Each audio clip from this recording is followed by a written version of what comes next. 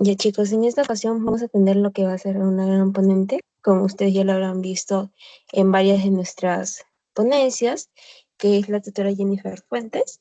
En esta ocasión vamos a ver los temas de endocrinos, los más preguntados, como ustedes podrán ver, lo que es adenoma hipoficiario, enfermedad de Graves y también la tiroiditis de Hashimoto. Bueno, unas cuantas cosas para nosotros poder saber algunas. ¿Se me escuchan, chicos? Okay. Sí, sí, sí te escucha. Sí, sí, así se te escucha. Ah, chévere, gracias Jennifer. Ya, algunas cosas para presentar a nuestra ponente. Es la universitaria Jennifer María Fuentes, estudiante de cuarto año de Medicina Humana en nuestra universidad, la Universidad Científica del Sur. Es decimos superior. También es tutora y coordinadora de Ciencias Básicas y Clínicas, embajadora de la Paz certificada y también docente de idiomas. Así que tienen una gran docente a cargo, por favor, sáquenle todo el provecho que ustedes puedan con el tema de endocrino. Y bueno, vamos a empezar. Jennifer, te doy el pase con los alumnos.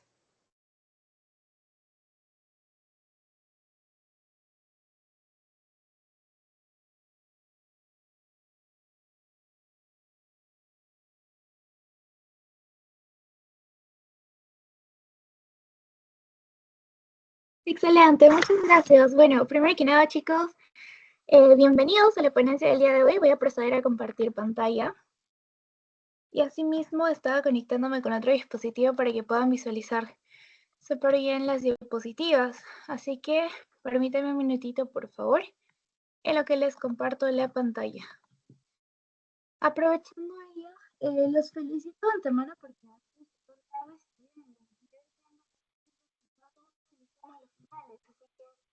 por éxito y junto al equipo estamos preparando grandes oportunidades y sorpresas para que nos vaya súper bien a cada uno de nosotros.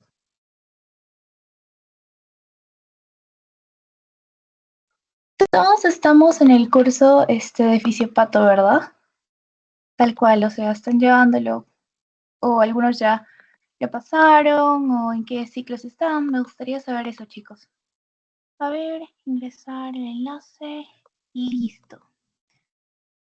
A ver, compartir. Me gustaría escucharlos, pero se entiende si es que están un poquito cansados, no pasa nada. Compartir pantalla, compartir. Listo. Bueno, ¿me pueden confirmar si se visualiza, por favor? Sí se ve, Jennifer. Muchas gracias también, por si acaso. ¿Sí?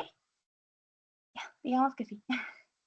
Cualquier cosa, igual quedo atenta en los comentarios. El día de hoy vamos a ver 3 grandes temas endocrinos. Vamos a abordar primero el adenoma hipoficiario. Para ello vamos a abordar esencialmente 3 objetivos, que es conocer parte de su anatomía, abordar en este caso parte de su patogenia y qué manifestaciones clínicas nos ayudarían a correlacionarlo. Pero evidentemente nos vamos a centrar en los principios de la fisiopatología. Para ello hemos ejecutado ciertas preguntas que nos van a ayudar a consolidar ello y al final adjunté ciertas referencias que nos van a ayudar a determinar o complementar la información que se les está proporcionando. ¿Ok? Entonces, primero que nada, iniciamos con anatomía de la tiroides. Asimismo, tenemos que saber qué glándulas van a estar en la cara anterior, cara posterior y qué estructuras van a estar lateralmente a esta, ¿correcto? Ay, perdón, estoy un poquito mal.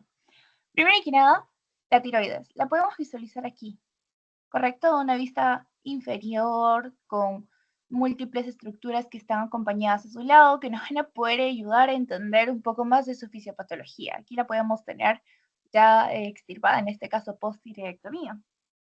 Entonces, ¿qué sabemos de la tiroides? Esta, primero que nada, es una glándula endocrina, que en este caso pesa como unos 30 gramos aproximadamente y va a presentar un flujo sanguíneo de 5 mililitros por gramo por minuto. Esta glándula tiroides va a estar comprendida en la parte anterior de nuestro cuerpo. Posterior, ¿y quién tenemos? A la tráquea, ¿no?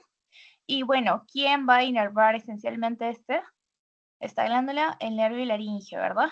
El recurrente, como ya mencioné. Entonces, hablemos un poquito más. La glándula tiroides tiene como un anexo, una extensión de tejido tiroideo, que podemos verlo en este lado, ¿lo pueden visualizar? Se llama el tubérculo de Zuckerman. No, Zuckerkant, eso.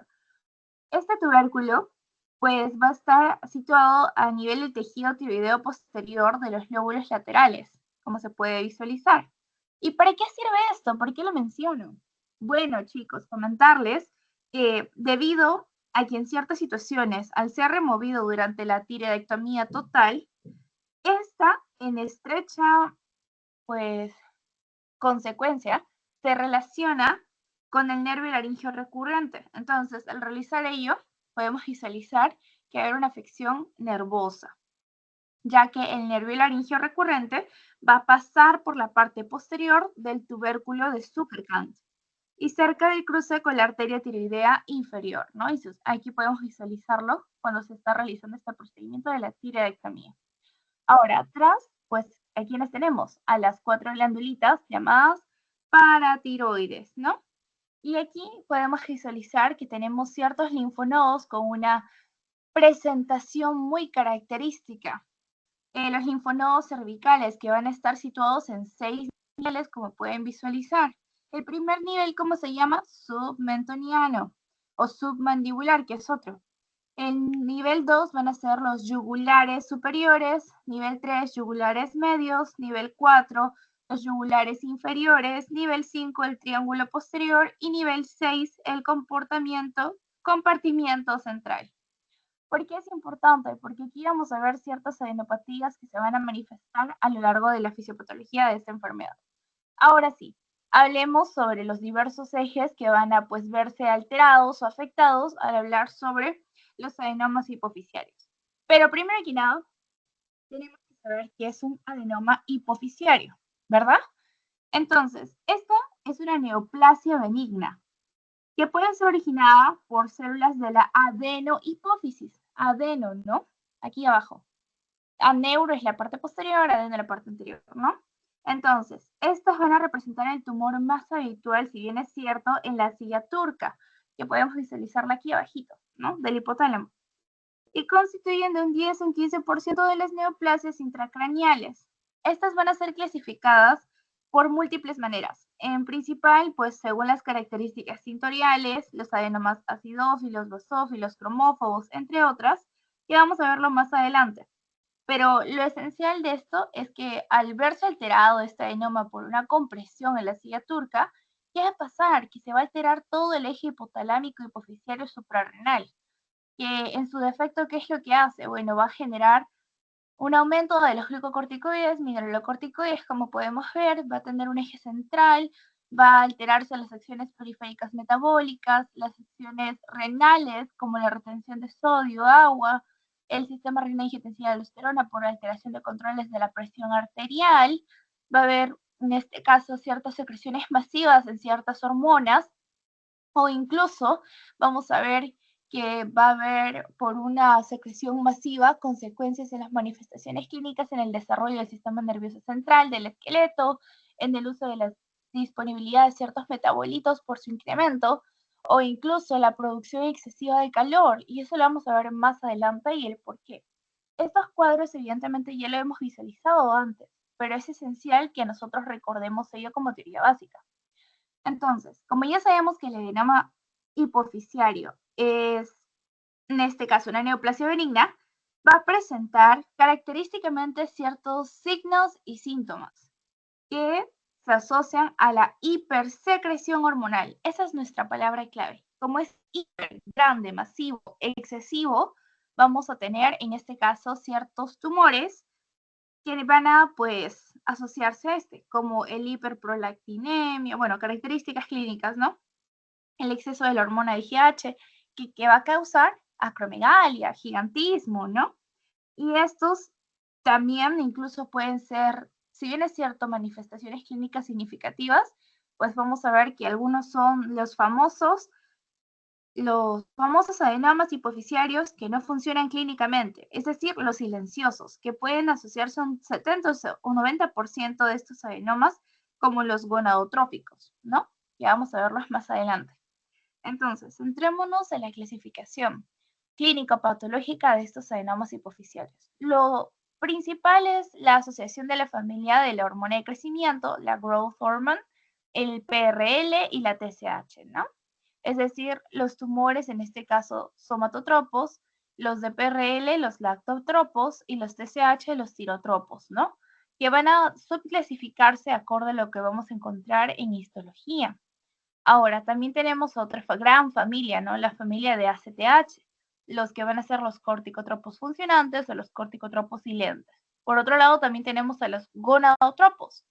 Los gonadotropos que les mencionaba que era de un 70-90% en su frecuencia, incluso con los GH, pues van a subclasificarse los siguientes, ¿no? Ahora, aquí tenemos otra subclasificación, que es acorde a la capacidad secretora, que es la más frecuente. O sea, si ustedes ven esto en su pregunta de examen, lo más probable es que les digan cómo se va a subclasificar en los funcionales y los no funcionales. Hablemos esencialmente de los funcionales, que se van a subdividir a los lactotropos, somototropos, cirotropos, corticotropos, mixtos. O sea, Jennifer, todas las familias que me acabas de decir. Exacto. Ahora, según su tamaño también es pregunta de examen, microadenomas y macroadenomas. Micro es menos de 1 centímetro y macro es más de 1 centímetro. Si bien es cierto, cuando este dato de examen, si es más de 2 centímetros, ¿qué debemos hacer? Bueno, aquí el pronóstico es peor, la verdad, y definitivamente ya es quirúrgico. Ahora, ¿cuál de todos los adenomas hipoficiarios es más frecuente? Bueno, tenemos el prolactinoma, del 50-60%. Luego tenemos los adenomas no funcionales, los somatotropinas, bueno, somatotropinomas, los tirotropinomas, tal cual. Entonces, ¿de cuáles me tengo que acordar, Jenny? El primero y el segundo, ¿ok, chicos? Ahora, aquí podemos ver, ¿no?, cómo se va a ver el adenoma hipoficiario de carácter pituitario. ¿Qué vamos a ver en este caso?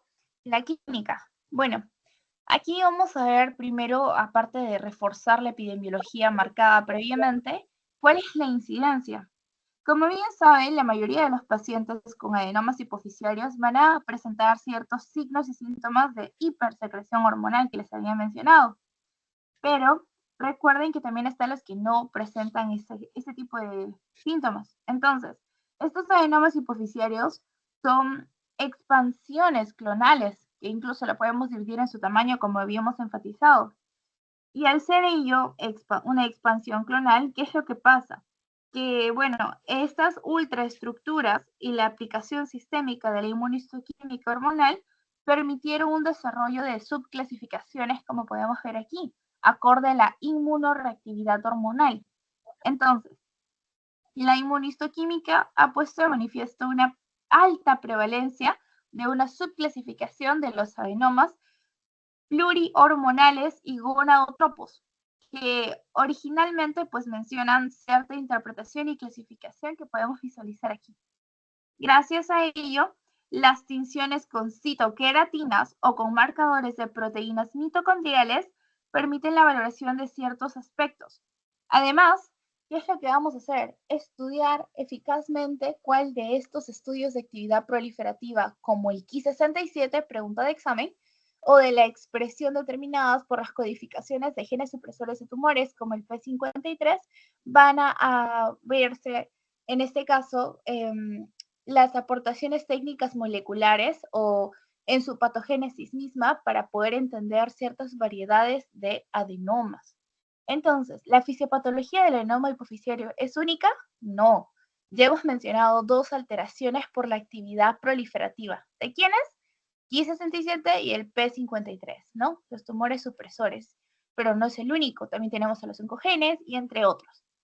Entonces, aquí, gracias a la inmunoreactividad hormonal, pues vamos a ver que hay diversos subtipos que lo habíamos mencionado previamente. Aquí les puse una imagen de un paciente característico de acromegalia. Y bueno, aquí es lo que ya estamos recalcando previamente, ¿no? Aquí están las manifestaciones clínicas del adenoma hipoficiario. Primero que nada, si aparece a nivel prepuberal, ¿qué es lo que vamos a ver? Si es el sexo femenino versus el masculino.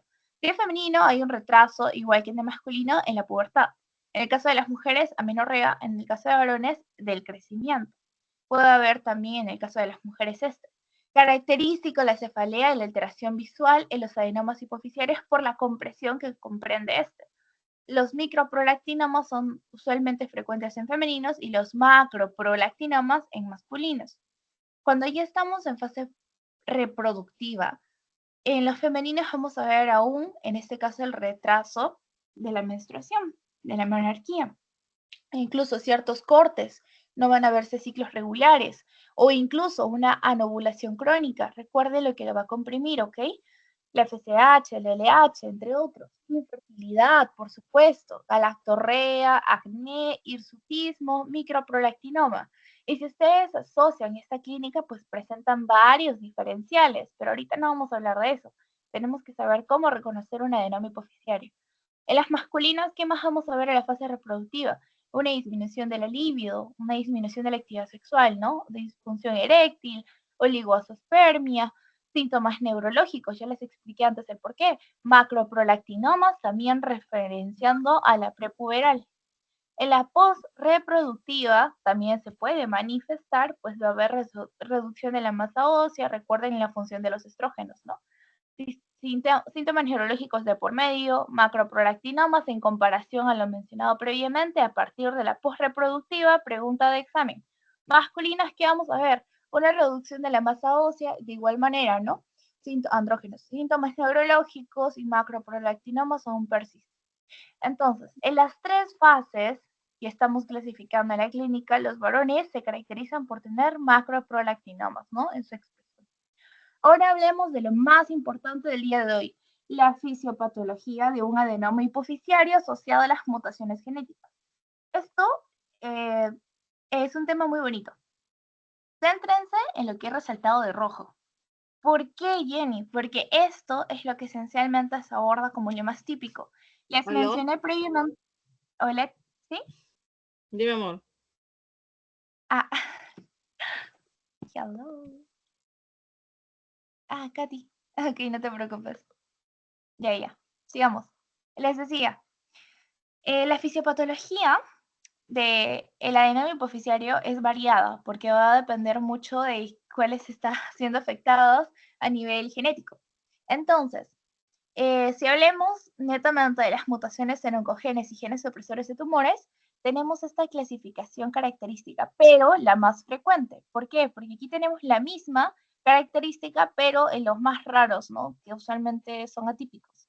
Y también tenemos otro complemento que son otros factores genéticos que también pueden verse alterados y que desencadenan un adenoma hipoficiario. ¿Ok? Pero Jenny, de todos, ¿cuál es el que me pueden preguntar? ¿Cuál es el más frecuente? ¿Cuál es el que sí o sí me debo de saber? Definitivamente la mutación en la alteración del oncogen GNAS y también en el gen de la proteína que va a interactuar con el receptor aril hidrocarbono, o sea, el AIP. Son esenciales. ¿Por qué? Y el GSP oncogen, que también es importante, ¿ok? ¿Por qué? Bueno, hablemos de cada uno. Ustedes van a aprender conmigo cada uno el día de hoy. El GSP oncogen va a codificar a la subunidad alfa-glicoproteica y este se asocia a las somatotropinas, ¿ok? Por ende, va a desencadenar cuando se altera cuando mute, una presentación o expresión de una neoplasia benigna llamada somatotropinomas, ¿ok? Ahora, el gen supresor de tumor PRCAR1A esencialmente se expresa como el complejo de Carney. Codifica para cada quinasa de proteína reguladora de la alfa-1 subunidad. ¿Ok? En el caso de la mutación del oncogen GNAS o GNAS, como le quieran decir, es la famosa manifestación del síndrome de McCune-Albright, que es identificado en un 30-40% de tumores secretores de hormona de crecimiento. Por ejemplo, acromegalia. Entonces, ustedes tienen que saber GNAS, alteración, tumores secretores de hormona de crecimiento, acromegalia. No se olviden. Luego, la mutación del gen MEN1, esto lo van a ver en Pato 2 incluso.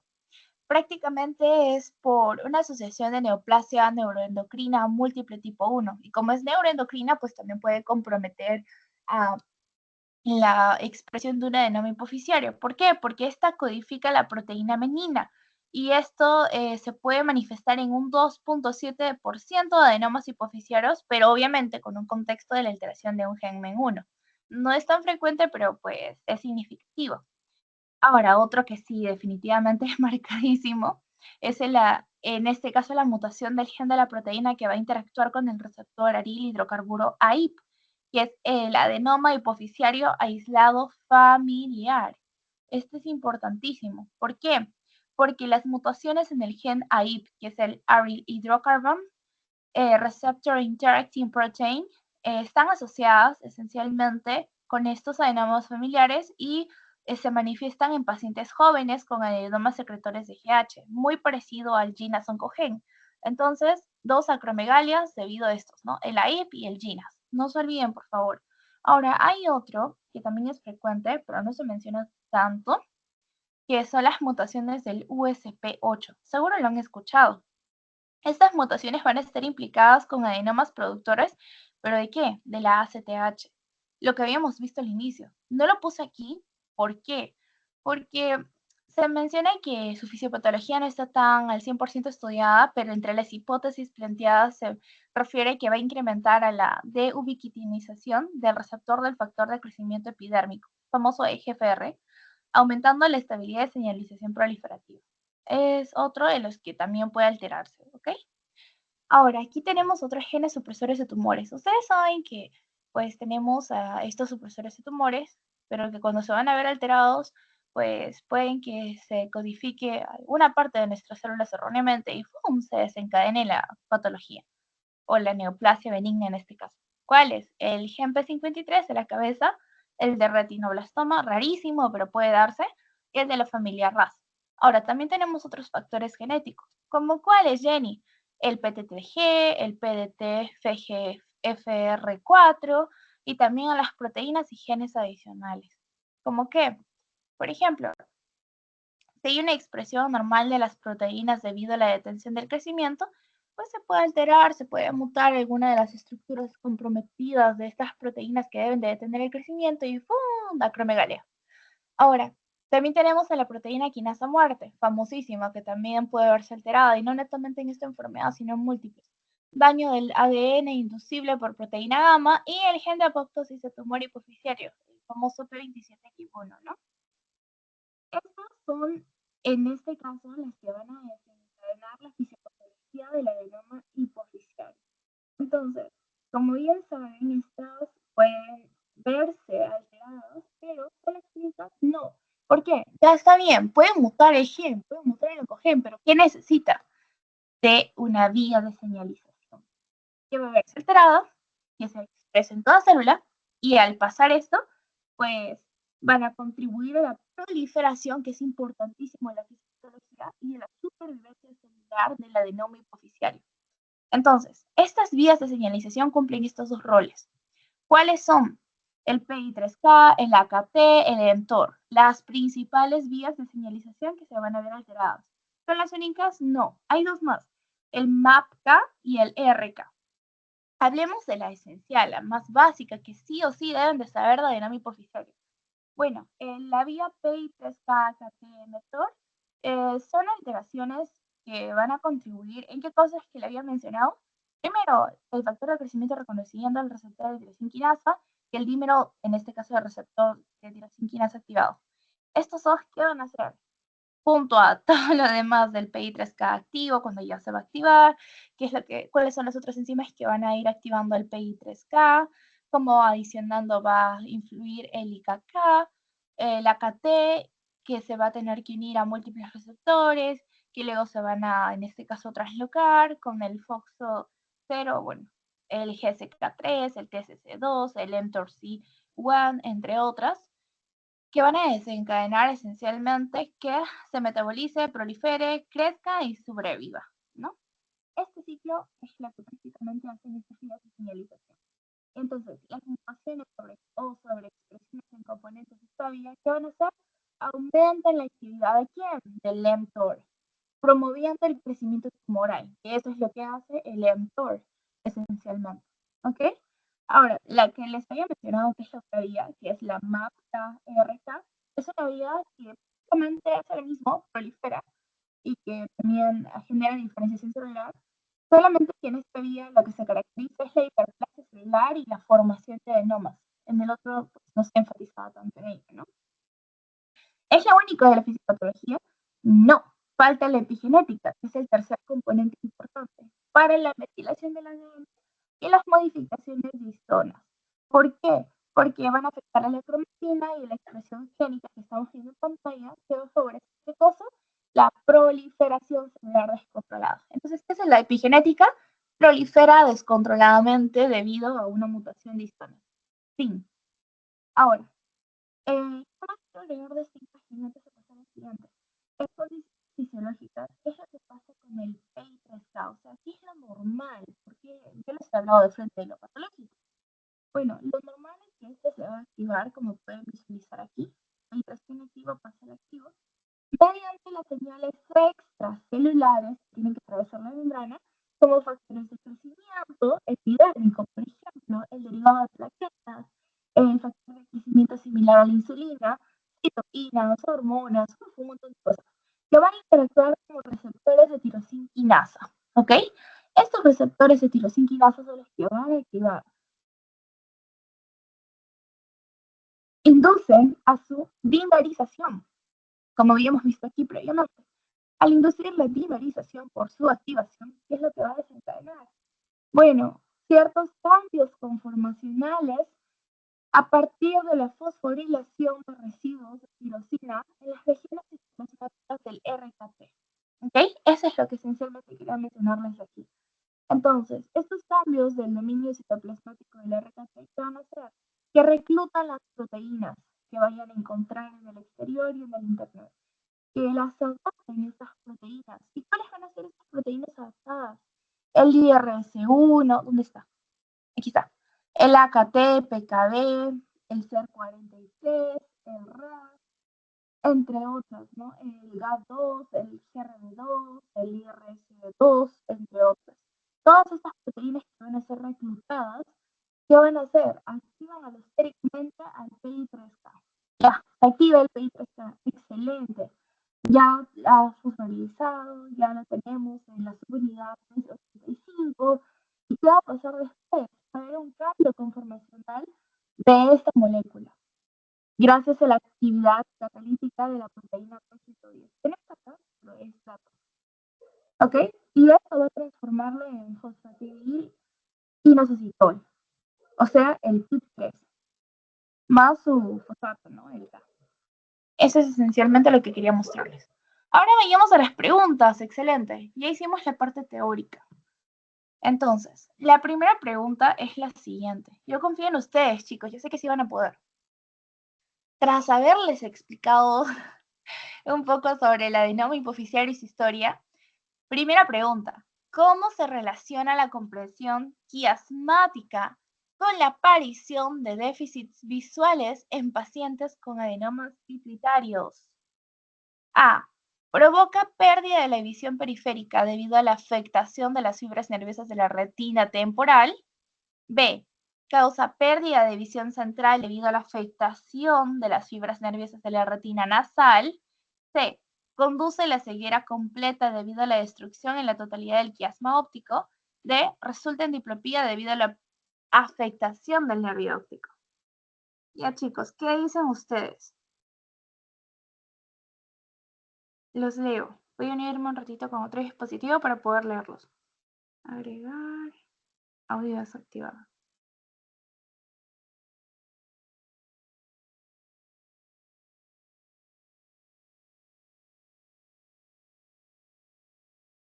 Les doy unos 2 minutos, estaría bien, creo yo.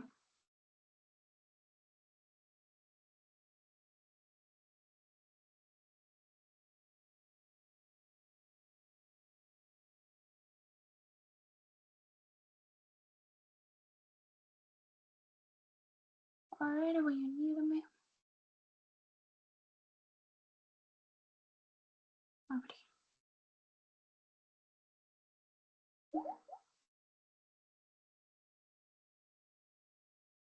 Ya, excelente. Oh my God. Ya, champón, chicos. No sé, ¿qué opinan? Es importante que participen. Arriésguense, quizá a la primera lo hagan, no sé. La visión periférica. Ya, muy bien, Masi. ¿Ya tú crees que es la visión periférica? ¿Alguien más se lanza por otra clave? O sea, está bien, no digo que está mal, por si acaso.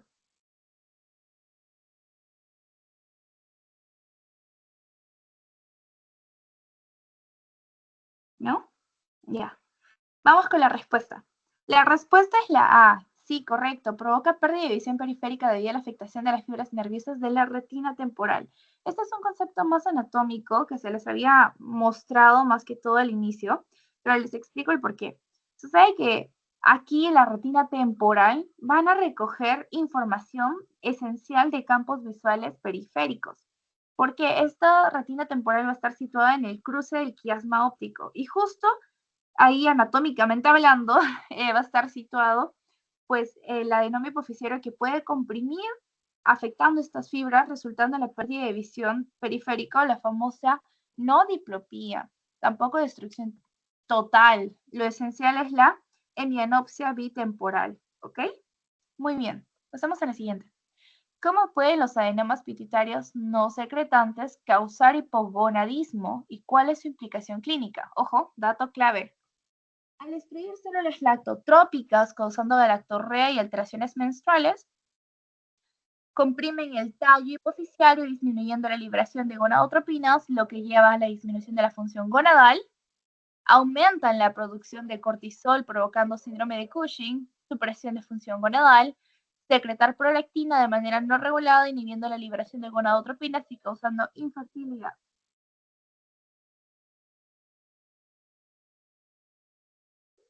¿Cuál es su clave, chicos?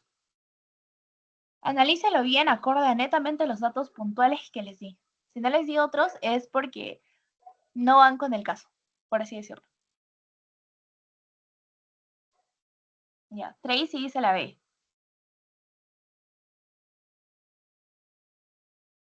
Unos 10 segundos más, ¿ok?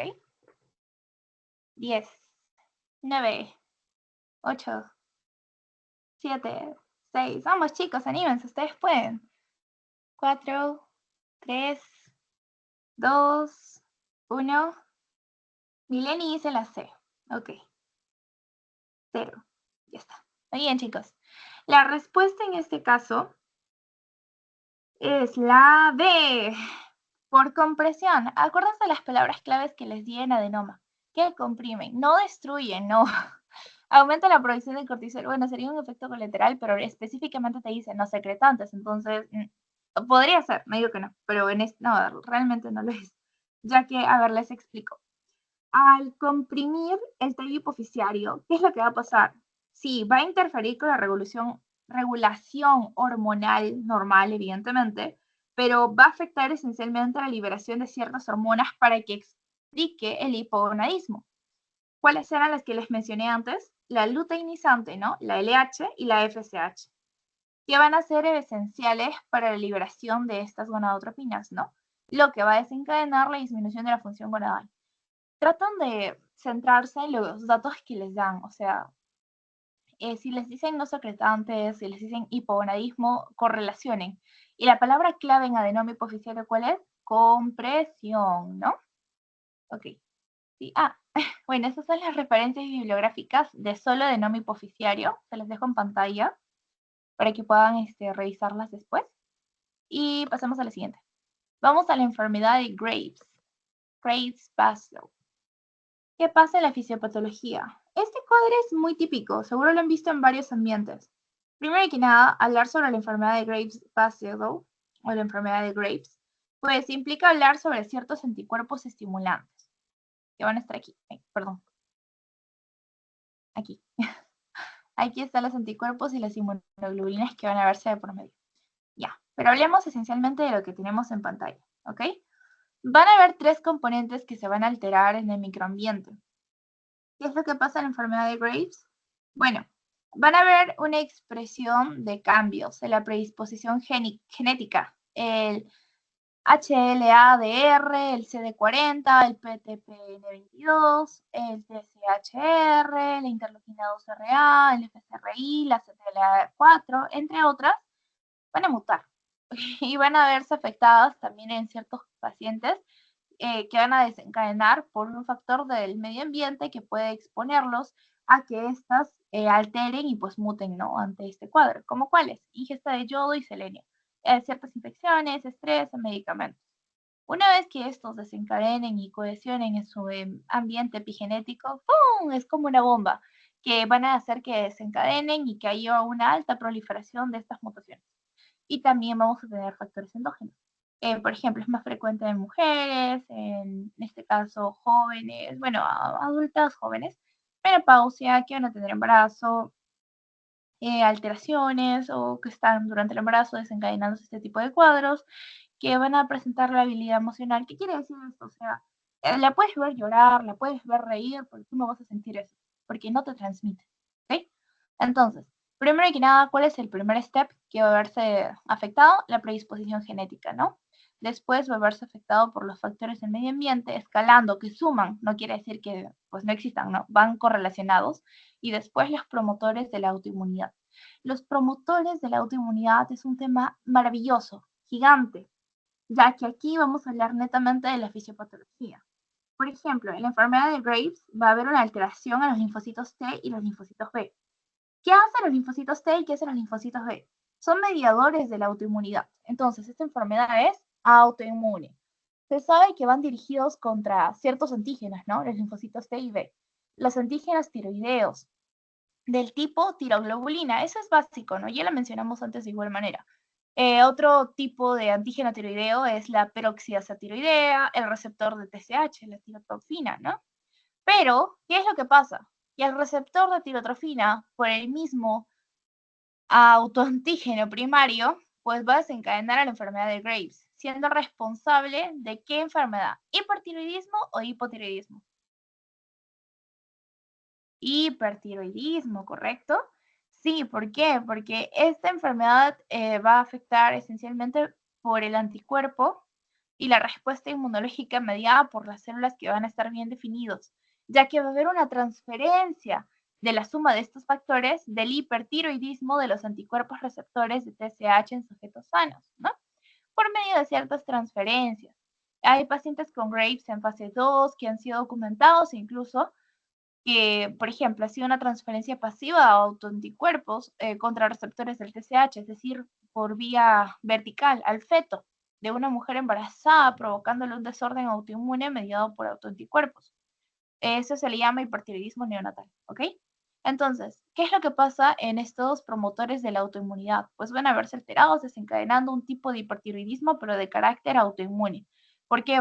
Porque van a darse antirreceptores del TSH que se encuentran en la subclase de la inmunoglobulina G1, pregunta de examen, y los anticuerpos antiperoxidasa, pues tienen poca importancia, la verdad, del hipertiroidismo de Graves Basedow. Sin embargo, hay marcadores de autoinmunidad como la infiltración linfocítica infratiroidea, el autoinmune, que se relacionan con estos antitiroideos, ¿no? Entonces, ya, eso es respecto a los promotores de la autoinmunidad. Ahora, ¿qué nos dice el índice de Wayne? Bueno, aquí el índice de Wayne, súper lindo, nos menciona en este caso de cierta clínica característica por estadificación, ¿ok? Entonces, ¿qué es lo que pasa? Nosotros vamos a sumar lo que diga el índice de Wayne para poder determinar, tras el puntaje especial, pues qué síntomas se han ido sumando acorde a esta fisiopatología. Por ejemplo, si tiene disnea, le sumamos un punto. Si tiene palpitaciones, le sumamos 2 puntos. Si tiene cansancio, 2 puntos. ¿Qué nos entender esto? Que se asocia esencialmente a una alteración en el sistema simpático, parasimpático, ambos, ¿no? Característicos de un hipertiroideo. Entonces, ¿qué sucede? Que cada vez que vayásemos sumando puntos, también vamos a poder restar. Por ejemplo, en el caso de la preferencia por el calor es menos 5 puntos, preferencia por el frío nos va a dar 5 puntos extra. Sudoración excesiva, 3 puntos, nerviosismo, 2 puntos, apetito incrementado, 3 puntos, si el apetito está disminuido, por el contrario, menos 3. Si aumenta de peso, menos 3, si disminuye de peso, más 3, y así. Entonces, el índice de Wayne se utiliza para interpretar los resultados de la prueba de función tiroidea, específicamente porque nos ayudan a distinguir entre el famoso hipertiroidismo y otras afecciones tiroideas. Este sistema de puntuación, pues prácticamente ha sido muy específica para la evaluación de varios criterios clínicos. Si la puntuación es menos de 11, la probabilidad es baja para que sea un hipertiroidismo. Si es de 11 a 19, puede ser un hipertiroidismo probable, pero no definitivo. Si es más de 20, definitivamente es una alta probabilidad de hipertiroidismo. La cuestión es sumar los puntos, ¿ok? Entonces, los esenciales puntos a tratar son la pérdida de peso, la taquicardia, las palpitaciones, ¿no? El temblor, el nerviosismo, sudoración, insomnio, intolerancia al calor, cambios de la piel y bueno, entre otros más que todo simpáticos, ¿ok? Ya, pasemos. Aquí tenemos el hipotiroidismo versus hipertiroidismo. Los dejo aquí en pantalla porque me parece importante que lo revisen de todas maneras, ¿ok? Y esto es lo más importante. Este cuadrito me fascinó, la verdad. Estoy buscando varios, pero este es uno de los más importantes. Primero, ¿qué es la enfermedad de Graves-Bassel? Es la causa más importante de hipertiroidismo por ser autoinmune. Inicia entre la tercera y quinta década de vida, frecuente en mujeres. Fin. Ahora, ¿cómo se desencadena la patogenia? Por la producción de inmunoglobulinas de tipo IgG. Acuérdense, pregunta de examen, que va a interactuar con la TSH, con sus receptores. Va a aumentar la secreción hormonal, se asocia a hipertiroidismo, pero recuerden que también se asocia esencialmente por la enfermedad ocular de los exoftalmos debido a la presencia de estos receptores, los TSH-like, en músculo y en tejido adiposo. En el caso de autoinmunidad, pues va a desencadenar un bocio difuso, oftalmopatía, como podemos visualizar, lo que vimos en el índice de Wayne prácticamente. Si es nerviosismo o ansiedad, le pueden llamar también síndrome neurocirculatorio de la B, la palma de Lane, que es el eritema palmar, las uñas de Plummer, que es la conlaniquia, la piel de naranja, la dermatopatía. Y aquí pues podemos ver, en este caso la clínica, ¿no? Tiroidea acorde a la función que va a presentar esto. El TRAB está indicada en casos de dificultad de diagnóstico etiológico. Obviamente una gamografía de yodo, ¿no? El yodo 131, que es una radioterapia que ya se hace debido a la radioactividad que presenta en casos de tirotoxicosis, ¿no? Entre otras, UCG es ultrasonografía, que es la ecografía, en ciertos casos. Entonces, eso es lo esencial que quería mostrarles. Ahora vamos con otros diferenciales. A esto les voy a pedir que les tomen un screenshot. Es prácticamente para que ustedes puedan reforzar su interpretación en función tiroidea. Me pareció muy bonito, la verdad, así que se los comparto de todas maneras. Y vamos con las preguntas. Primera pregunta. ¿Qué tipo de inmunoglobulina está involucrada en la enfermedad de Graves? Justo la mencionamos hace poco. A ver, ¿qué dicen? ¿Qué dicen? ¿Qué dicen? Les doy 5 segundos. 2, 4, muy bien. 3, 2, 1. Exacto. No.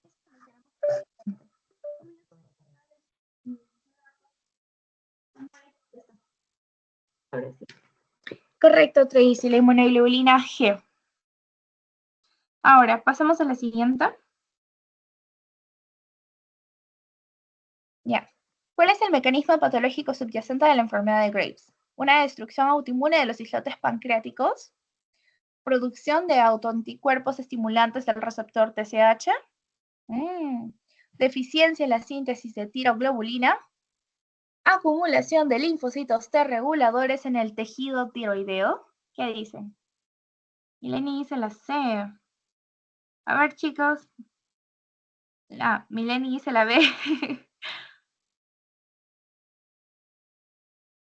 Correcta, Mileni. La respuesta es la B. Muy bien, Tracy.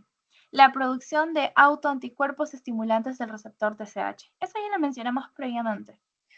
De todas maneras, enfatizo en su fisiopatología, ¿ok? Es importante que va a haber, pues recuerden, ¿no? Que la glándula tiroides, al estar bajo una estimulación continua, como les había mencionado en la fisiopatología, ¿qué va a pasar?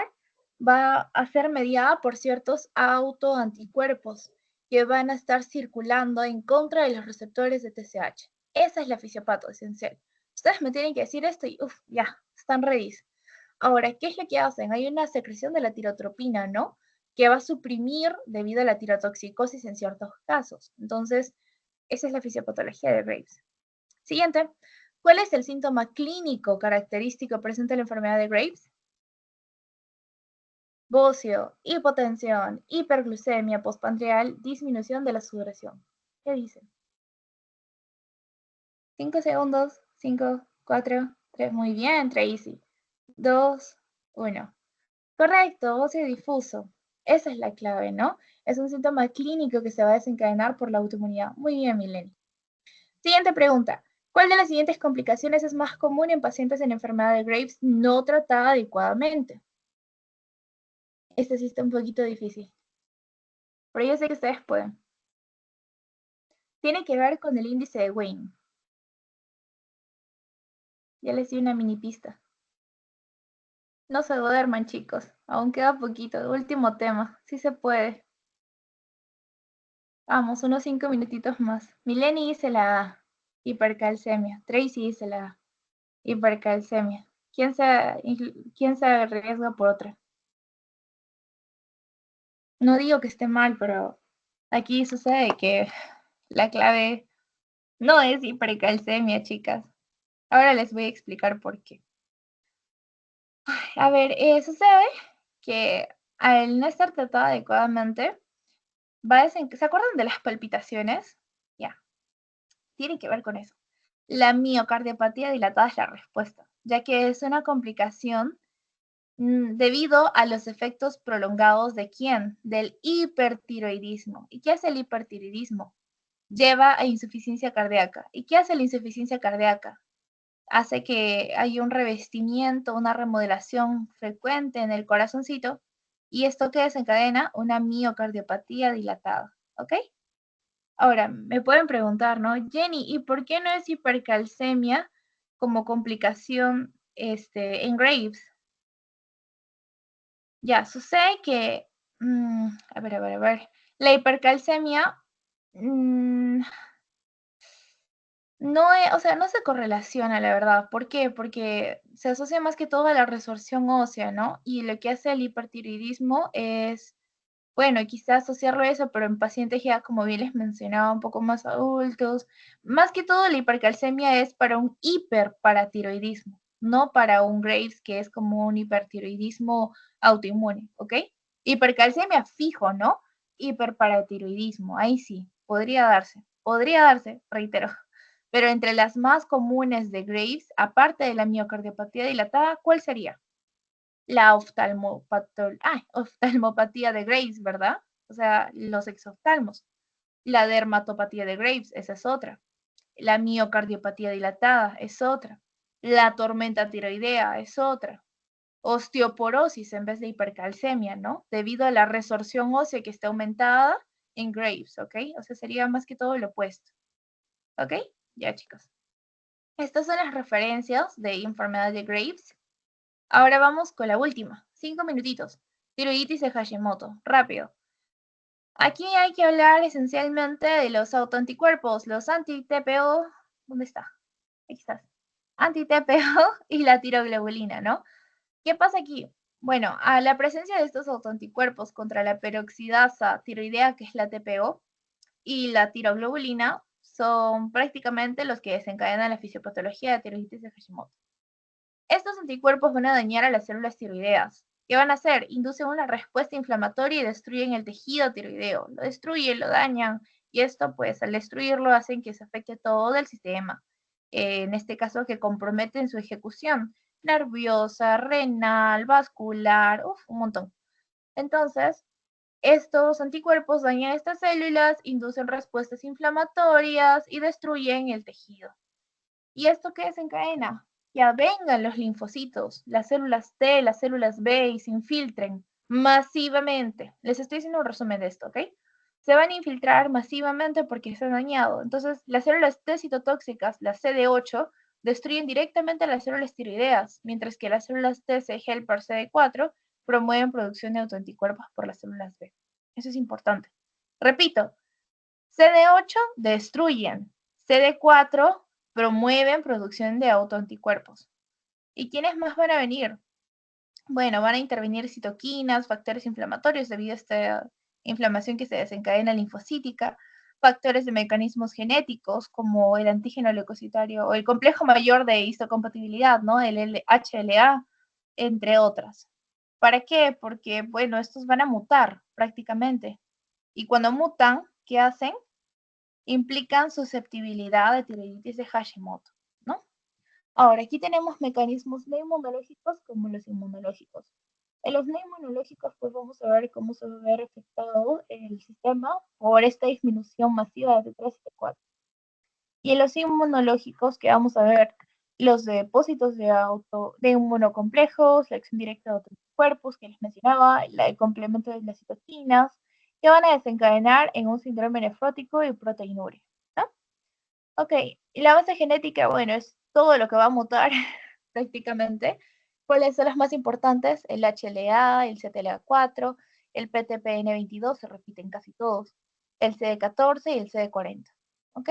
Esos son los principales. Y recuerden que estos, pregunta de examen, son polimorfismos del promotor del gen que va a codificar a quién? La selenoproteína S, ¿ok? Que van a inactivar el cromosoma X. Por ende, en los aumentos de los niveles de los anticuerpos antiperoxidasa, ¿qué van a hacer? Una fase de eutiroidismo por un largo tiempo, en años, hasta que luego se desencadena el hipotiroidismo subclínico y luego el hipotiroidismo clínico. Entonces, Hashimoto, doble O, hipotiroideo. O Hashimoto, hipotiroideo. Graves, hipertiroideo, pero ambas eran autoinmunes, ¿no? Acuérdense, es como una mini mnemotecnia que yo me inventé. Ahí, bueno. Ahora, recuerden que Hashimoto, la doble O, que es hipotiroidismo, pues va a tener niveles elevados de tirotropina, como ya les había mencionado, por los anticuerpos, y también los niveles disminuidos de las hormonas tiroideas, ¿no? Ahora, ¿cuál es la prevalencia estimada de anticuerpos antitiroideos en porcentaje? Bueno, Graves, que es hipertiroidismo, bueno, aquí vamos a tener los anticuerpos que van a estar acorde a ello, ¿no? TPO de 50-80, TG, la tiroglobulina de 50-70, TCR de 195. Y así, hay varios anticuerpos que van a verse, en este caso, inmiscuidos en relación a ello. Como pueden visualizar, el anti-TCR esencialmente va a ser el de Graves y la tiroiditis autoinmune, ¿no? Vayamos a las preguntas, de frente a frente, porque ya estamos con time. ¿Qué cambio morfológico se observa en la tiroiditis de Hashimoto? Justo se los dije. Proliferación de células parafoliculares, infiltración linfocítica y fibrosis del tejido tiroideo, hiperplasia de células C en glándula tiroidea o formación de adenoma folicular. A ver, chicos, ¿qué dicen? ¿Qué se desencadena ahí? ¿Qué cambio morfológico ven? Solo hay una. Muy bien, Mileni.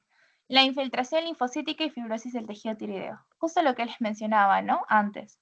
¿Qué va a pasar? Va a haber inflamación porque va a fibrosar el tejido y ahí va a haber infiltración de ciertas células, la T y la... Ay, cuidado. Y la B. Perdón. Entonces es infiltración linfocítica y fibrosis del tejido tiroideo. Estos son los cambios y la fisiopatología de la tiroiditis de Hashimoto. Muy bien. Siguiente. ¿Cuál es el cambio funcional típico asociado a tiroiditis de Hashimoto? Hipocalcemia, hipertiroidismo, hiponatremia o hipotiroidismo. Esa está sencilla. Acuérdense de la mnemotecnia. Doble O, Hashimoto. ¿Cuál es su clave? 3 segundos, chicos. 3, 2, 1.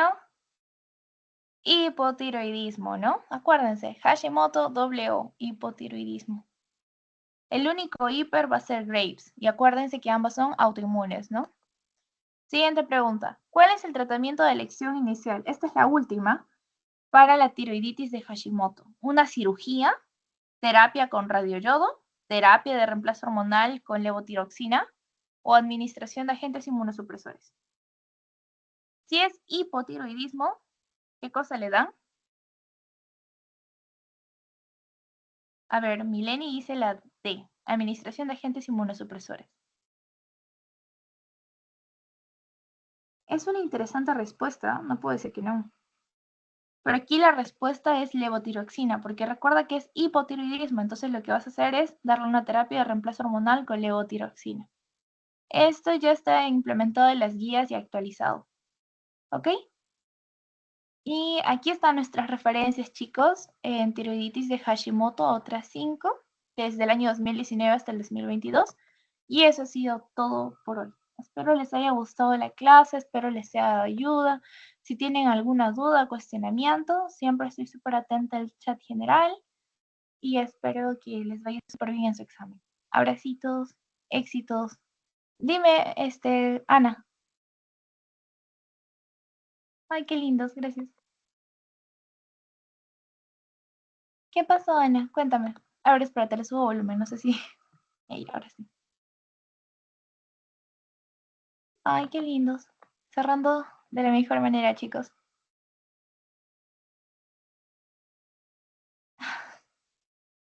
Igual, Ana, si no puedes activar tu audio, cualquier cosa me escribes al privado. Le puedes preguntar a Fio igual. Yo quedo súper atenta a los comentarios, lo escribes por aquí y lo reviso. Que tengan linda noche. No te preocupes, Mileni, un abrazo. Éxitos. Voy a dejar de grabar para que se pueda guardar la grabación y lo pueda